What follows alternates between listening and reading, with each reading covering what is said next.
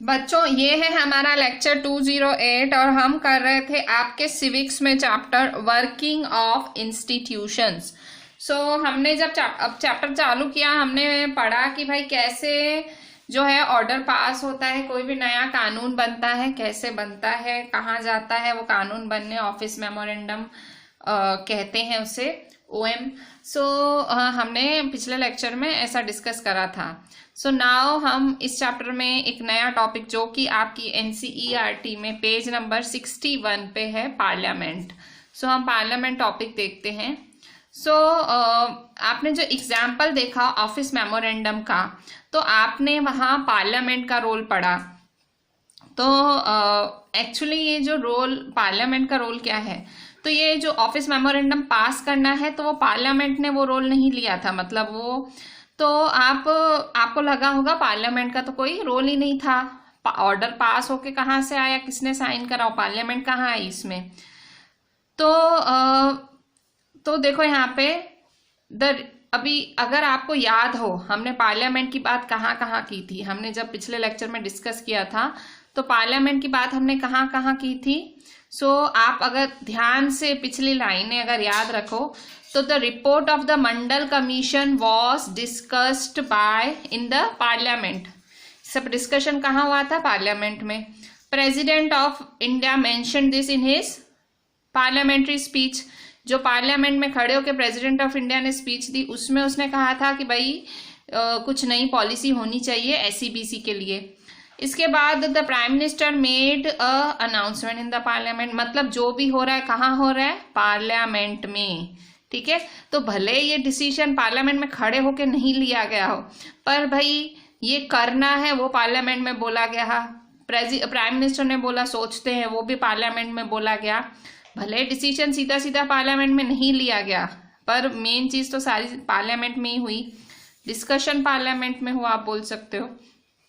Decision was not taken directly in the parliament, but parliamentary discussion or report influence and shape the decisions of the government। पर parliament में जो सारे discussions होते हैं, parliamentary discussions on the report influence and shape the decisions of the government. ठीक है, they brought pressure on the government to act on the Mandal recommendation. तो उन्होंने क्या किया, उन्होंने गवर्नमेंट पे प्रेशर डाला। ठीक है, उन्होंने गवर्नमेंट पे प्रेशर डाला कि भाई आपको इस पे आपको काम करना चालू कर देना है, मंडल कमीशन पे काम करना चालू करना है। If the parliament was not favor in this decision, the government could not have gone ahead with it। अगर पार्लियामेंट ये डिसीजन का मान नहीं रखती कि मंडल कमीशन के साथ जाना है, तो जो गवर्नमेंट है वो आगे अपना फैसला नहीं कर सकती थी, मतलब आगे कुछ नहीं हो सकता था। ठीक है, मतलब पार्लियामेंट का बहुत स्ट्रांग रोल रहा है कोई भी डिसीजन के लिए। ठीक है, देश का कोई भी डिसीजन है उसमें पार्लियामेंट का बहुत बड़ा हाथ होता है। अब हम पार्लियामेंट में करते क्या है, why do we need a parliament. पहले तो पार्लियामेंट चाहिए क्यों। इन ऑल डेमोक्रेसीज क्यों चाहिए, why do we need a parliament, very big question. ठीक है, in all democracies an assembly of elected representatives exercise supreme political authority on behalf of people. सारी democracies में जो इलेक्टेड रिप्रेजेंटेटिव्स होते हैं वो क्या करते हैं, मतलब उनका पावर होता है। क्यों, क्योंकि वो जनता द्वारा चुने जाते हैं और वो जनता के प्रतिनिधि होते हैं।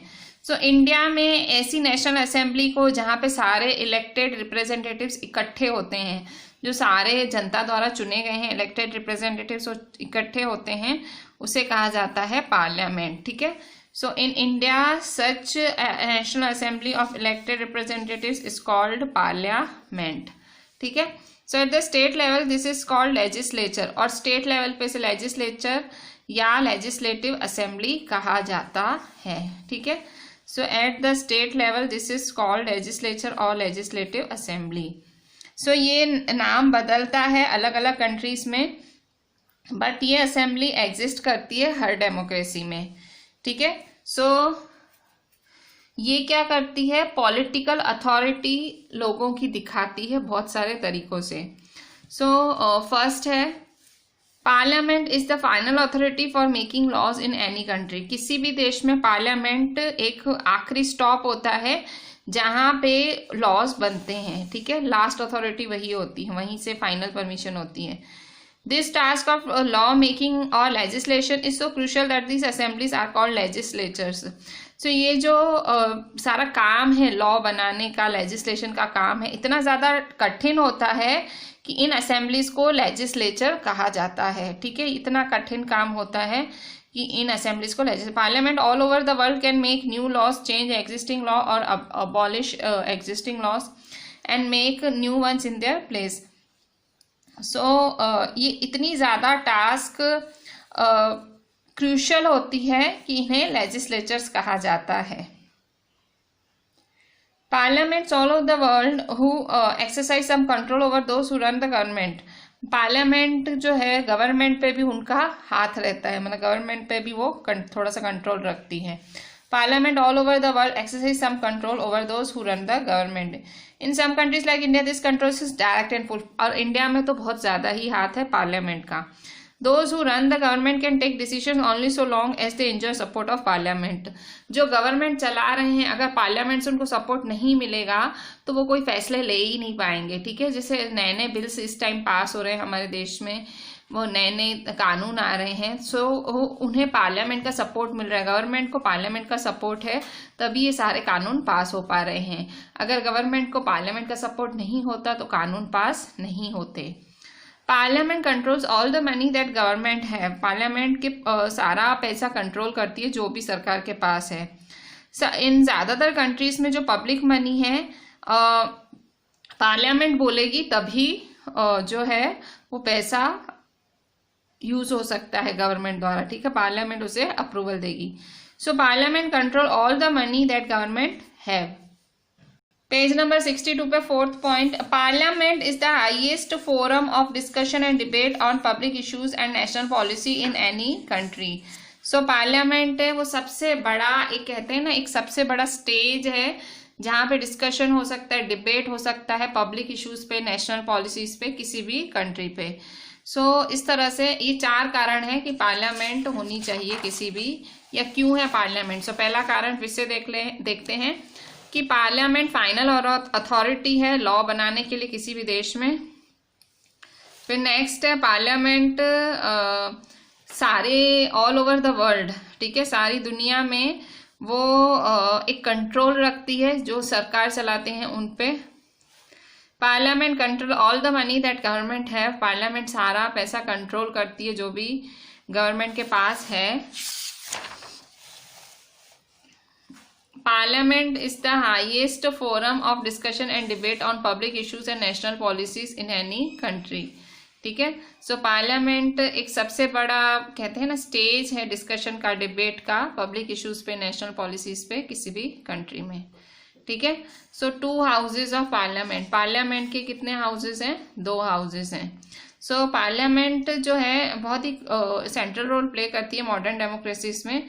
सो जो लार्ज बड़ी बड़ी कंट्रीज हैं वो क्या करती हैं, जो पावर्स ऑफ पार्लियामेंट, पार्लियामेंट का पावर है 2 पार्ट्स में बांटती हैं। सो उन्हें हाउसेस कहते हैं, ठीक है। Parliament plays a central role in modern democracy. Most large country divide the role and powers in 2 parts, ठीक है। सो बड़े बड़े जो कंट्रीज हैं वो 2 पार्ट्स में डिवाइड करते हैं पार्लियामेंट को, ठीक है। सो दे आर कॉल्ड चैम्बर्स और हाउसेस, ठीक है। So one house is usually directly elected by people and exercise the real power on behalf of the people। जो पहला हाउस है, ठीक है, सो वो क्या करता है, वो is directly elected by the people. पहला हाउस कौन चुनता है? लोग चुनते हैं, और वो सच्ची में अपना पावर दिखाता है लोगों के बिहाफ पे, मतलब लोगों का पावर वही दिखाता है, ठीक है। So second house is usually elected indirectly and perform some special functions, ठीक है। सो जो दूसरा हाउस है पार्लियामेंट का वो इनडायरेक्टली इलेक्ट होता है और कुछ स्पेशल फंक्शंस परफॉर्म करता है, ठीक है। फर्स्ट हाउस है डायरेक्टली इलेक्ट होता है लोगों द्वारा और सच जो रियल पावर है वो दिखाता है लोगों की तरफ से, लोगों के बिहाफ से। और जो सेकेंड हाउस है वो इनडायरेक्टली इलेक्ट करा जाता है, और कुछ स्पेशल फंक्शंस वो करता है, कैरी करता है। The most common work for the second house is to look after the interest of various states, regions और federal units. So second house मतलब 2 हाउसेस होते हैं पार्लियामेंट में। सो एक हाउस का काम है, एक हाउस जो है वो डायरेक्टली लोगों द्वारा चुन के आता है, और मतलब लोगों का प्रतिनिधित्व, जो कहते हैं लोगों को प्रतिनिधित्व, मतलब लोगों को प्रेजेंट करता है पार्लियामेंट में। भाई लोगों की सोच, लोगों का बिल, लोगों का फॉर, लोगों का अगेंस्ट सब शो कर रहा है पार्लियामेंट में। जबकि सेकेंड हाउस है वो इनडायरेक्टली इलेक्ट होता है और कुछ स्पेशल फंक्शंस परफॉर्म करता है। The most common work for the second house is to look after the interest on various states, regions और फेडरल यूनिट्स। सो जो दूसरा कॉमन वर्क है सेकेंड हाउस का, so second house indirectly elect होता है, और इनडायरेक्ट उसके functions भी कुछ स्पेशल से ही फंक्शंस होते हैं। सो जो सेकेंड हाउस का है, सेकेंड हाउस का जो मोस्ट कॉमन वर्क है कि वो बहुत सारे स्टेट्स के इंटरेस्ट को देखता है उनकी, और रीजन्स या फेडरल यूनिट्स के जो इंटरेस्ट है उनको दिखाता है। In our country parliament consist of 2 houses. तो अब एग्जैक्टली हमारे देश में क्या हाल है? So in our country parliament consist of 2 houses. जैसे कि बात हुई 2 हाउसेस होते हैं।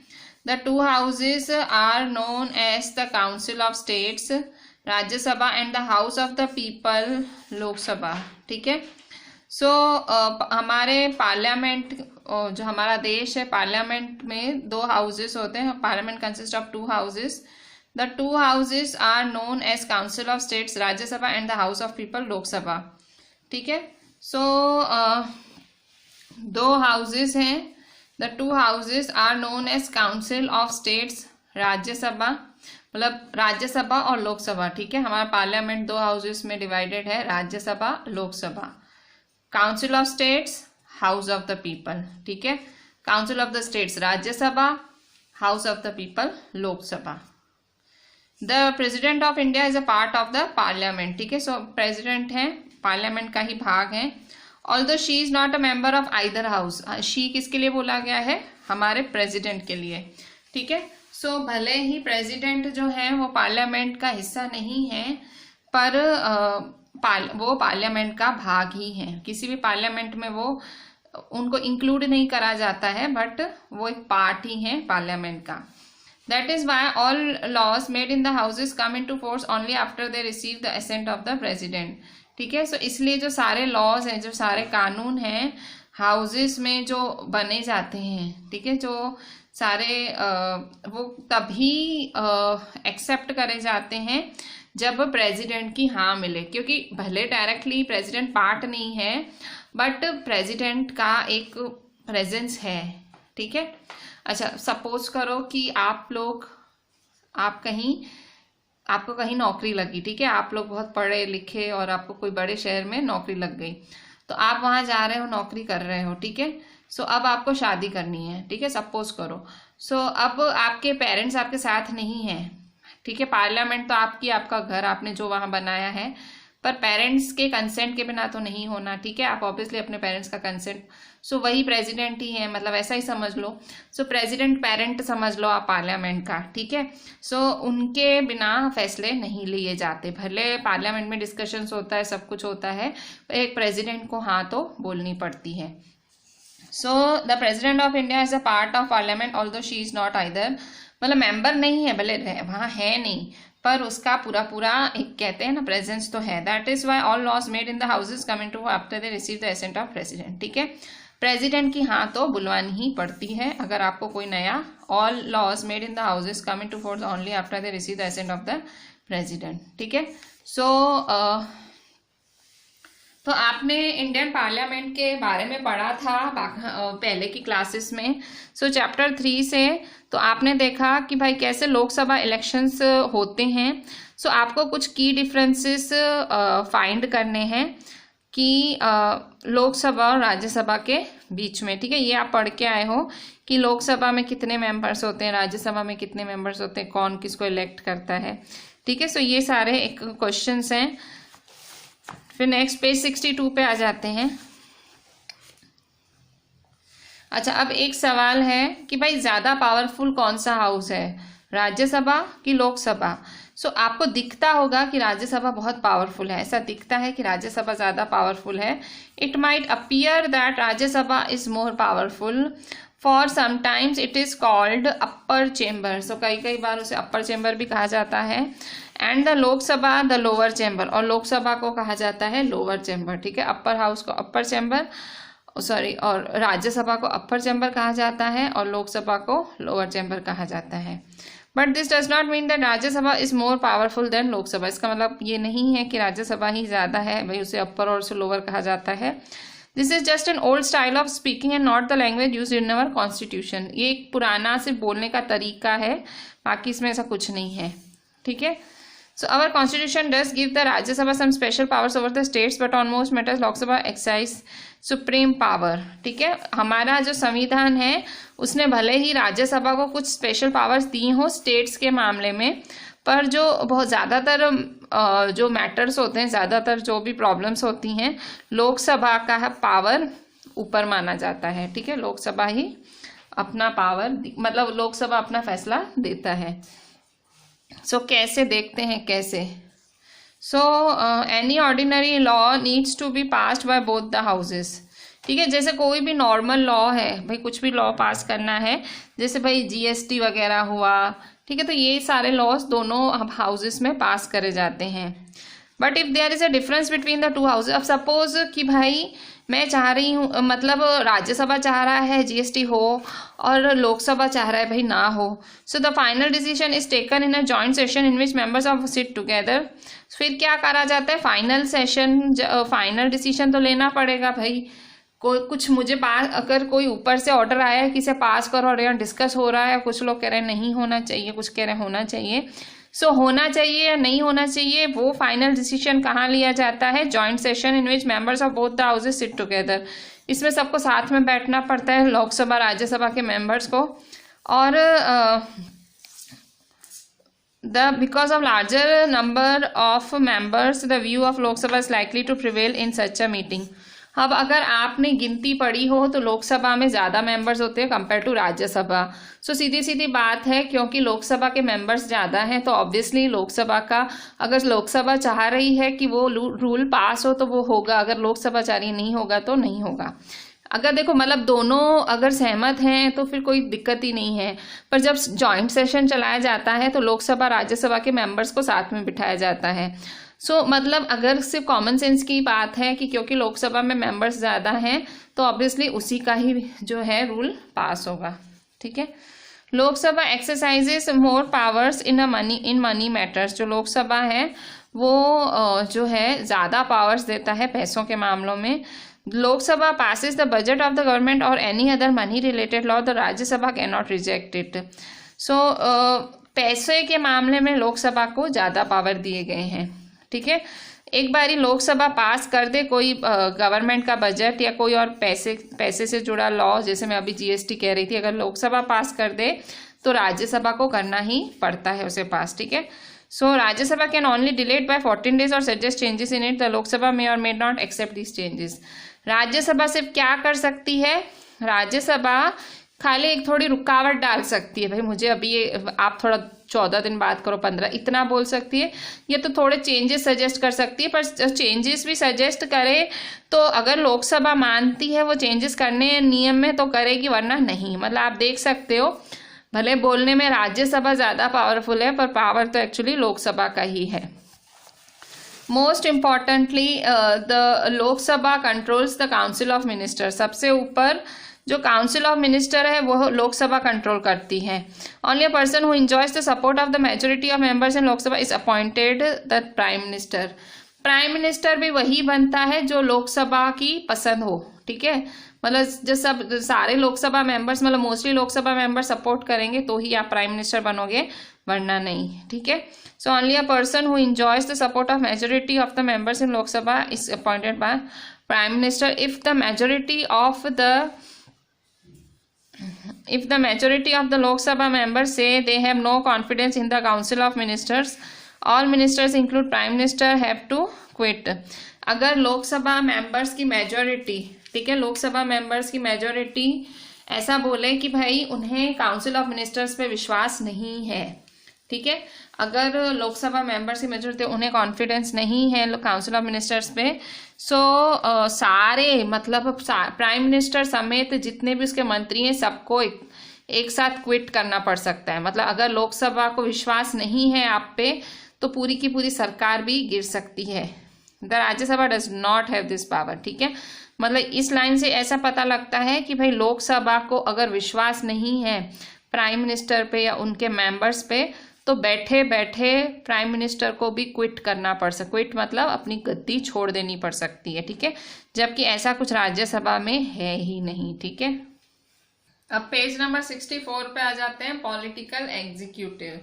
अगर आपने जब हमने चैप्टर की स्टार्टिंग पढ़ी थी ऑफिस मेमोरेंडम के बारे में पढ़ा था, तो ऑफिस मेमोरेंडम के बारे में जब आपने पढ़ा था तो आपने पढ़ा था कि भाई जो पर्सन है वो जिसने ये डॉक्यूमेंट साइन किया, who signed a document did not take this decision, जिसने ये डॉक्यूमेंट साइन किया उसने वो डिसीजन नहीं लिया था, तो वो खाली क्या कर रहा था, उस डिसीजन को एग्जीक्यूट कर रहा था, मतलब उसको लागू कर रहा था, जो कि वो डिसीजन लिया किसी और ने था, ठीक है। सो और प्राइम मिनिस्टर का भी रोल था वो डिसीजन लेने में, ठीक है। बट हमें ये भी पता है कि अगर प्राइम मिनिस्टर को लोकसभा से सपोर्ट नहीं होता तो वो डिसीजन नहीं ले पाता। सो आप देख सकते हो कि प्राइम मिनिस्टर भी पार्लियामेंट के हिसाब से चल रहा है, ठीक है। मतलब देखो फिर से ऑफिस मेमोरेंडम की जो आपने कहानी पढ़ी, चैप्टर स्टार्ट हुआ, सो आपने पढ़ा कि भाई जो ऑफिस मेमोरेंडम है, ठीक है, सो ऑफिस मेमोरेंडम है वो किसने साइन किया था, तो वो साइन किया था ऑफिसर थे उन्होंने साइन किया था, ठीक है, बस सिर्फ साइन किया था, ठीक है, उनको एग्जीक्यूशन के लिए भेजा गया था, उनसे कोई किसी ने वो सलाह नहीं ली थी या किसी ने उनको कोई, सिर्फ उनको साइन करना था आगे एग्जीक्यूट कराना था, ठीक है। सो प्राइम मिनिस्टर का हाथ था और फिर सारे जो पार्लियामेंट के जो मेंबर्स थे उनका हाथ था उस डिसीजन में, ठीक है। So thus at different levels of any government we find functionaries who take day-to-day decisions but do not exercise supreme power on behalf of the people, although are collectively known as executive. So आप देखोगे जो ये executives हैं ये कौन है, executives हैं उनका वो रोजमर्रा के डिसीजंस लेते हैं बट लोगों के बिहाफ पे कोई डिसीजन नहीं ले सकते, ठीक है, बहुत ज्यादा पावर इनके पास, इतना भी ज्यादा पावर नहीं होता है। They are called executive because they are in charge of the execution of policy of the government. इनका काम क्या होता है, एग्जीक्यूट करना, मतलब जो गवर्नमेंट ने पॉलिसीज बनाई हैं, नियम कायदे बनाए हैं। अब जैसे अभी अगर लॉकडाउन चल रहा है, ठीक है, सो अभी ये लॉकडाउन का चल रहा है, हमारा चल रहा है लॉकडाउन का नवंबर 2020 चल रहा है, ठीक है, नवंबर 2020 का एंड है। और अभी अहमदाबाद में गवर्नमेंट ने रूल निकाला है कि क्या निकाला है रूल कि भाई 9 to 6 जनता कर्फ्यू, भाई 9 to 6 आपको रात के 9 से सुबह 6 तक नहीं निकलना है। तो ये रूल किसने बनाया, ये बनाया होगा कहीं पार्लियामेंट में बनाया गया होगा बैठ के, या वीडियो कॉन्फ्रेंस द्वारा बनाया गया होगा, प्राइम मिनिस्टर की भी पार्लियामेंट वालों ने, प्राइम मिनिस्टर ने, सबने हाँ भरी होगी। सो खैर ये तो स्टेट लेवल पे है, मतलब ये रूल ऊपर से ही बना होगा। अब इसको एग्जीक्यूट कौन करा रहे हैं, इसको IAS IPS ये सारे एग्जीक्यूटिव्स, इन्हें एग्जीक्यूटिव्स कहा जाता है। IAS IPS बहुत बड़ी बड़ी रैंकिंग होती है, ये नौकरियां मिलना बहुत ज़्यादा मेहनत का काम है। आपको UPSC की एग्ज़ाम क्लियर करनी पड़ती है, बहुत मेहनत करनी पड़ती है, बहुत ज़्यादा मेहनत करनी पड़ती है, तो आप ऐसी पोजीशंस पे पहुंचते हैं। सो ये लोग एग्जीक्यूट कराते हैं, इन्हें एग्जीक्यूटिव कहते हैं। बहुत ही ऑनरेबल इनका जो पोस्ट होता है, बहुत ज़्यादा इज्जत वाला है, लोगों को मानना पड़ता है इनका। सो एग्जीक्यूशन इन्हें कराना होता है। तो कैसे कराते हैं ये लोग, आप देखते हो सड़कों पे खड़े होके फाइन भी लेते हैं टाइम पे, ये खुद सड़कों पे उतरते हैं, फिर ये अपने ऑफिसर्स को देखने उतरते हैं कि वो लोग काम सही कर रहे हैं कि नहीं। सो एग्जीक्यूटिव्स का ये काम होता है। So they are called executive because they are in charge of the execution of policies. Thus, when we talk about government, we usually means the executive. मतलब जब भी आप सरकार बोल रहे हो, सरकार ने ऐसे किया, सरकार ने वैसे किया, तो हम एक्चुअली एग्जीक्यूटिव की बात कर रहे हो, क्योंकि वो करवा रहा है, वो सरकार का डिसीजन मनवा रहा है, सरकार ने डिसीजन दे दिया, ठीक है, पर उसको एग्जीक्यूट कौन करा रहा है, लागू कौन करा रहा है, उसे एग्जीक्यूटिव्स लागू करा रहे हैं। Political and permanent executive. अब दो एग्जीक्यूटिव्स होते हैं, एक पॉलिटिकल एग्जीक्यूटिव होता है और एक परमानेंट एग्जीक्यूटिव होता है। सो जो हमारा जैसे डेमोक्रेटिक कंट्री है, India is a democratic country, so in a democratic country two categories makeup the executives, ठीक है। सो दो कैटेगरी होती है एग्जीक्यूटिव्स की, political executive, permanent executive. One that is elected by people for a specific period is called political executive. Political executive क्या होता है कि वो जो लोगों द्वारा इलेक्ट किया गया हो, ठीक है, वो जो लोगों द्वारा इलेक्ट किया गया हो उसे कहते हैं पॉलिटिकल एग्जीक्यूटिव, ठीक है। सो जो लोगों द्वारा इलेक्ट किया गया हो कुछ समय के लिए उसे पॉलिटिकल एग्जीक्यूटिव कहते हैं। और political leaders who take the big decisions fall in this category, ठीक है। सो जो पॉलिटिकल लीडर्स होते हैं जो ये बड़े बड़े डिसीजंस लेते हैं वो इस कैटेगरी में आते हैं, ठीक है। तो देखो दो एग्जीक्यूटिव्स होते हैं, तो पहले जो है लोगों द्वारा ही चुने जाते हैं और कुछ ही समय के लिए चुने जाते हैं, उन्हें पॉलिटिकल एग्जीक्यूटिव्स कहते हैं। जो पॉलिटिकल लीडर्स होते हैं जो बड़े बड़े डिसीजंस लेते हैं वो इन्हीं में ही आते हैं, ठीक है। सो पॉलिटिकल एग्जीक्यूटिव्स कौन है, जो पॉलिटिकल लीडर्स हैं जो लोगों द्वारा ही चुने गए हैं। सो दूसरी कैटेगरी में कौन आते हैं, दूसरी कैटेगरी में जो लोग लंबे समय के लिए चुने जाते हैं उन्हें परमानेंट एग्जीक्यूटिव या सिविल सर्विसेज कहा जाता है, ठीक है। सो सेकेंड कैटेगरी में people are appointed on a long term basis, ठीक है। सो दूसरी कैटेगरी में लोग जो हैं लॉन्ग टर्म बेसिस के लिए चुने जाते हैं और उन्हें कहा जाता है परमानेंट एग्जीक्यूटिव या सिविल सर्विसेज। तो सिविल सर्विसेज क्या हैं, जो आप सुनते हो IAS, IPS, IFS, ये सब क्या होते हैं, ये सारे लंबे समय के लिए होते हैं ऑफिसर्स और ये आते हैं परमानेंट, ठीक है, परमानेंट एग्जीक्यूटिव्स होते हैं और इन्हें सिविल सर्वेंट्स कहा जाता है, ठीक है। ये जो बड़ी बड़ी पोजीशंस हैं, जो आप में से जिनका पढ़ाई में बहुत ज़्यादा मन लगता है, आप में से कईयों का ये सपना भी होगा कि आप लोग सिविल सर्वेंट्स बनो, ठीक है। सिविल सर्वेंट बनना एक मतलब किसी भी एक पढ़े लिखे इंसान के लिए बहुत सपने जैसा है और वो उसमें बहुत मेहनत भी करनी पड़ती है। आपको UPSC का एग्ज़ाम क्लियर करना पड़ता है और फिर आपको मतलब फिर इंटरव्यू, फिर इसके बाद आपको रैंकिंग मिलती है और फिर उसके बेसिस पे आपको ऑफिस मिलता है, ठीक है। सो बहुत ही ज़्यादा एक गर्व की बात है सिविल सर्विसेज में जाना। सो ये जो परमानेंट एग्जीक्यूटिव्स होते हैं ये सिविल सर्विसेज कहलाते हैं, ठीक है। So persons working in civil services are called civil servants, they remain in office even when the ruling party changes, ठीक है। सो ये ऑफिस में रहते हैं, मतलब ऑफिस का काम करते हैं जब रूलिंग पार्टी बदल जाए तो भी। सो these officers work under political executive and assist them in carrying out the day-to-day administration. So ये जो ऑफिसर्स हैं कौन, ये सारे सिविल सर्वेंट्स हैं, ये सारे ऑफिसर्स हैं, ये पॉलिटिकल एग्जीक्यूटिव के अंडर काम करते हैं और उन्हें day to day administration conduct करने में मदद करते हैं, ठीक है। So these officers work under political executive and assist them in carrying out the day to day administration. But एक चीज देखो, भले ये सिविल सर्वेंट्स कहलाते हैं, सिविल सर्विसेज ज्वाइन करते हैं, पर इन ऑफिसर्स को काम देखो किन के अंदर करना पड़ता है, पॉलिटिकल एग्जीक्यूटिव्स के अंदर ही, ठीक है। पॉलिटिकल एग्जीक्यूटिव्स कौन, मिनिस्टर्स के अंदर इनको काम करना पड़ता है, ठीक है। और उन्हें मदद करते हैं वो किस तरह से वो लोग डेली काम करें, ठीक है। काम देखो मदद किनको करते हैं, ये पॉलिटिकल एग्जीक्यूटिव्स को, पर उनको उनके अंदर काम करना होता है। अब यहाँ देखो, एक मैं आपको एक कहते हैं ना, एक हमारे समाज की एक हिपोक्रेसी की बात कर रही हूँ कि एक पढ़ा लिखा सिविल सर्वेंट काम करता है एक लेस एजुकेटेड मिनिस्टर के अंडर, ऐसा है हमारे, ये हाल है, ठीक है। सो ये इनको ये IAS होते हैं, ठीक है। ये बहुत एक बड़े बड़े डिग्री होल्डर्स होते हैं, इतनी रिगरस एग्जामिनेशंस पास करते हैं और इन्हें काम करना पड़ता है पॉलिटिकल एग्जीक्यूटिव्स के अंदर। बट इनकी जो पोजीशन है बहुत ज़्यादा स्ट्रांग है, इनका समाज में बहुत ज़्यादा रुतबा भी है, ठीक है। So can you recall the role of political and non political executive in the case of the office memorandum, ठीक है। सो क्या आप पॉलिटिकल एग्जीक्यूटिव्स और नॉन पॉलिटिकल एग्जीक्यूटिव्स का जो है उनका रोल बता सकते हो ऑफिस मेमोरेंडम में। So you might ask, why does the political executive have more power than non-political executive? So अब आप सोच सकते हो कि भाई इतना पढ़ा लिखा इंसान है, मैम कह रही है IAS IPS, भाई इन्हें सिविल सर्वेंट्स कहा जाता है, सिविल सर्विसेज में होते हैं ये लोग, और इनका काम, ये परमानेंट एग्जीक्यूटिव्स होते हैं, और इन्हें नॉन पॉलिटिकल एग्जीक्यूटिव्स भी कहा जाता है, ठीक है। पर फिर पावर क्यों पॉलिटिकल एग्जीक्यूटिव का ज़्यादा है?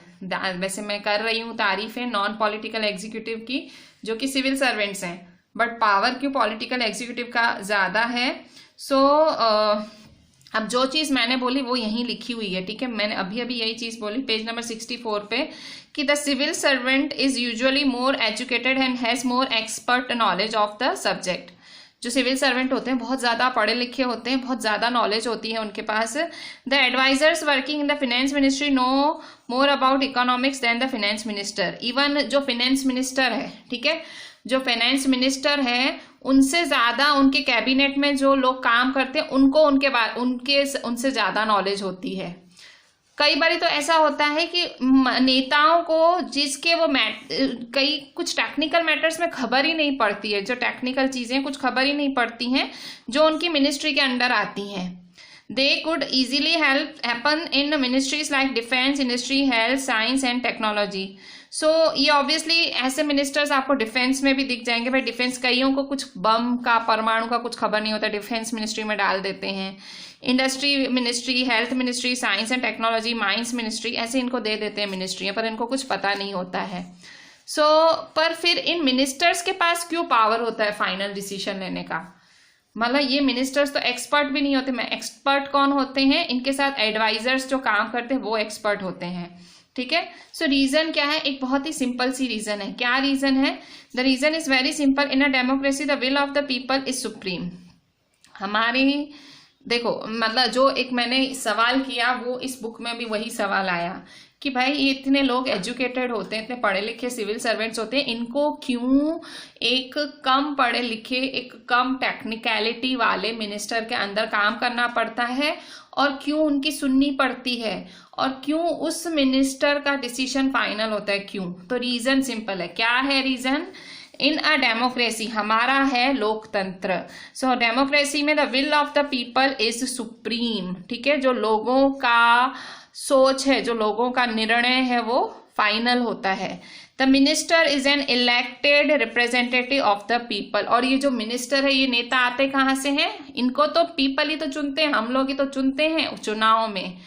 And thus empowered to exercise the will of the people on their behalf. तो ऐसे माना जाता है कि भाई ये जो नेता है ये लोगों द्वारा आया है और लोगों की आवाज है, और हमें इसको सुनना पड़ेगा, मतलब इसलिए नेता का मान होता है। She is finally answerable to the people for all the consequences of her decision. She किसके लिए? वो नेता के लिए बोला गया है, ठीक है। So she is finally answerable to the people for all the consequences of her decision.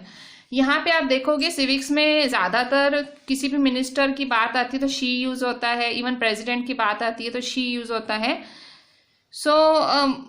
मतलब हम मोस्टली हमारे जो है पेट्राइची है, मतलब हम लोग क्या हर चीज़ में ही बोलते हैं, ठीक है, कि भाई ही कि वो इंजीनियर है। अब वो इंजीनियर है तो वो इंजीनियर लड़की भी तो हो सकती है, तो हम कहेंगे वो इंजीनियर है और ही लव्स ड्राइविंग दिस, हम ही बोलते हैं, ठीक है। हमने ऐसा ही सोच रखा है कि कोई भी बड़ी पोजीशन है ना, वहाँ कोई ही बैठेगा, ठीक है। सो यहाँ पे ये देखो, ये लोग इस चीज़ को, पेट्राइची को, ये लोग उसको क्वेश्चन कर रहे हैं, ये शी यूज कर रहे हैं हर जगह, ठीक है, कि क्यों शी नहीं हो सकती, कोई मिनिस्टर नहीं बैठ सकती। इवन यहाँ पे प्रेसिडेंट के लिए भी शी यूज किया गया है बुक में, ठीक है। सो ये एक हमारी जो सोच है उसको बदलने की ट्राई है इस बुक द्वारा, ठीक है, कि मिनिस्टर के लिए हमेशा ही क्यों यूज करें, शी भी तो हो सकती है ना, ठीक है। हमारी सीतारमन है, वो भी मिनिस्टर हैं, वुमन मिनिस्टर हैं। फिर प्रतिभा देवी सिंह पाटिल, वो मिनिस्टर थी, वो भी वुमन थी। फिर Smriti Irani, she is a minister, she is a woman. So मतलब शी भी हो सकता है, why we always use he नहीं, शी भी हो सकता है। तो ये हमारी सोच बदलने का एक जरिया है ये टेक्स्ट बुक, ठीक है। सो बुक्स हैं जो हमारा एक सोच खोलती हैं, ठीक है, मतलब आपकी सोच थोड़ी सी एटलीस्ट थोड़ी ब्रॉडन होगी कि भाई शी, देखो बुक में शी यूज हो रहा है, सो एक लेडी मिनिस्टर हो सकती है. So that is why the minister takes all the final decision. She is finally answerable to the people for all the consequences of her decision. So मतलब जो भी है, मतलब नेता को ही सारा उसका लेना पड़ता है, अच्छा तो नेता का, बुरा तो नेता का. So इसलिए मिनिस्टर को ही फाइनल डिसीजंस लेने पड़ते हैं. ठीक है. The minister decides the overall framework and objectives in which decisions on policy should be made. और मिनिस्टर ही तय करता है, मिनिस्टर ही डिसाइड करता है सारा फ्रेमवर्क, सारे ऑब्जेक्टिव्स जिसमें डिसीजंस ऑन पॉलिसी, कोई भी पॉलिसी है उसके डिसीजन लिए जाएंगे, वो सब एक नेता ही तय करता है. The minister is not expected to be an expert in the matters of her ministry. Minister ऐसा नहीं है, जरूरी नहीं है कि वो एक्सपर्ट हो, जो उसको मिनिस्ट्री दी गई है उसका बहुत, भाई जैसे कि इवन अभी जो निर्मला सीतारमन है, ठीक है, वो पहले डिफेंस मिनिस्ट्री संभालती थी. ठीक है, मैं अभी 2020 की बात कर रही हूँ. अभी इनको दे दिया गया है फिनेंस मिनिस्ट्री. ठीक है, अब फिनेंस मिनिस्ट्री में इनका इतना ज्यादा, अगर आप देखोगे वो ज्यादा मिनिस्टर्स के हिसाब से ज्यादा चलती हैं. उनका जो फॉरे नहीं है ये, मतलब जो नॉलेज का उनका इतना नहीं है, बट वो मिनिस्टर हैं. ठीक है, तो वो क्या करती हैं, वो एडवाइस लेती हैं एक्सपर्ट्स से, जो भी उनकी मिनिस्ट्री में एक्सपर्ट्स हैं सारे टेक्निकल मैटर्स में, वो उन्हीं की एडवाइस लेती हैं. ठीक है, सो इस तरह से, पर फाइनल डिसीजन तो उन्हीं का ही होता है, मिनिस्टर का ही रहता है. ठीक है, सो ऐसा होता है कि बहुत ज्यादा कैपेबल मिनिस्टर है, बट जो मिनिस्ट्री उसको दे दी गई है उसकी नॉलेज उसको कम है, पर वो मिनिस्ट्री संभाल लेता है. क्यों? क्योंकि वो देखो, मैं भी बोल रही हूँ संभाल लेता है. ठीक है, मैं खुद अभी अभी बात कर रही हूँ, बट मैं खुद देखो, हम ये मतलब एक नेचुरल आ गया है हमारे मुंह पे कि कोई भी चीज ही कोई भी लड़का ही करेगा ऐसे, जबकि इक्वालिटी होनी चाहिए. ठीक है, संभाल लेती हैं. The minister takes the advice of experts on all technical matters. जो मिनिस्टर हैं वो एडवाइस लेते, मैंने अभी आपसे बात करी, but very often experts hold different opinions और place before her more than one option. पर कई बारी जो एक्सपर्ट्स होते हैं उनके भी मतभेद होते हैं. ठीक है, वो कोई एक्सपर्ट कुछ सोच रहा होता है, कोई एक्सपर्ट कुछ सोच रहा होता है. सो ये लोग क्या करते हैं, अपना अपना सारे एक्सपर्ट्स अपना अपना अलग अलग ओपिनियन उनके सामने रख देते हैं.